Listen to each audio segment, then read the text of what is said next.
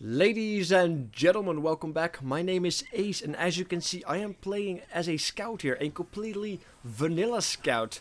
And I will try and give you guys a little bit of insight to my thought process when I was playing these two matches, because the first match here on Badwater was done on Reddit East Coast, as well as my follow-up match was done on the Reddit server, but then on the Reddit Europe server. So you kind of have an idea of what I'm fighting with, or even better, what I'm fighting against. Now, it starts a little bit silly, I have to admit, because these two matches are basically warm-up matches after not playing TF2 for a little bit. As you can see here, missing two important shots with crits.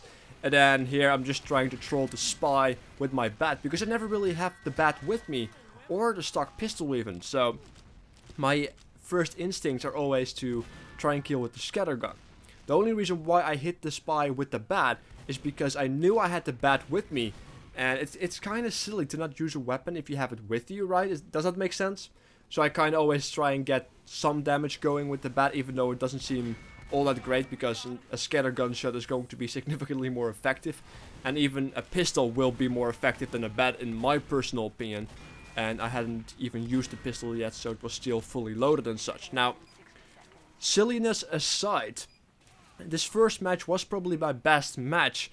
If we ignore the average accuracy, which normally lies a little bit higher with me, I have to admit. But as you can see, I'm catching the spies that are trying to flank us, and as a scout, I'm supposed to be on the flank, trying to flank the enemy, but I am trying to flank the flankers in a way, like I'm stopping the flank from being pushed, otherwise they might get on the high ground and push the bomb to the third point.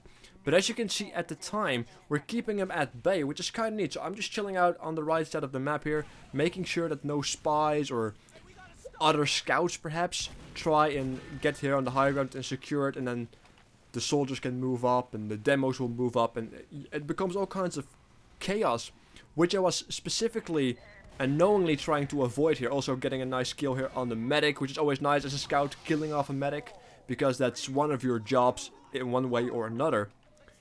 So it's always satisfying to get that done. As you can see here, everybody's so focused on getting up there that I am just trying to shoot them in the back from the flank. No problem whatsoever, no kind of danger, because they were not focused on me, which is always kind of nice. It really shows that the hit and run tactic of a scout is a really valid one if you do it well. Now, this match here on Snakewater, as you can see on the Europe server, is a completely different story. Now, Badwater is a map that I really enjoy playing on as a scout, because you can flank easily, you can get all on the top of all kinds of things without too much of a fuss.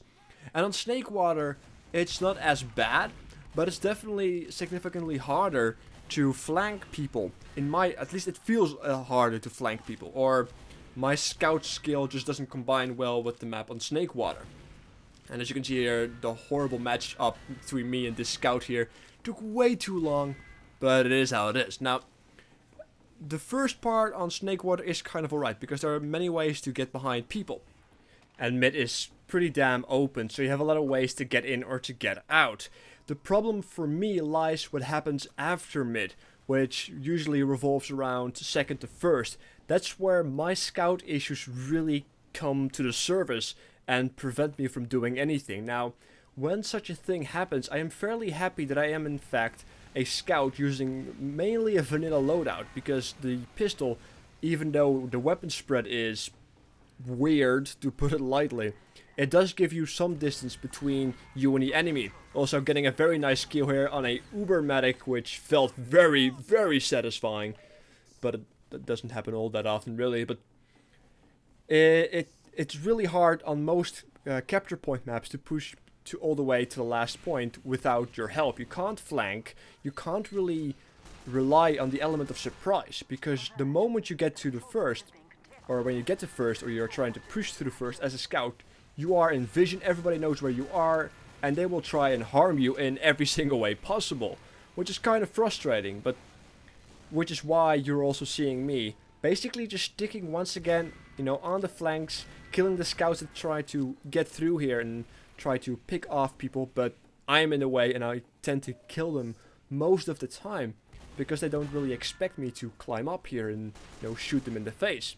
Which is kind of neat, because that's one of the best things I can do right now, because I can't push up without my team. We really need those strong classes like the soldiers, heavies and demos to take the lead on this one, because this is the last push. Everybody knows where you are, so you're gonna need a lot of firepower and not just a lot of sneakiness to make sure everything gets through here. And also Snakewater has a lot of yeah, choke points when it comes down to this. The lower ground is a choke point. The two things on the side here that will bring you to first are choke points.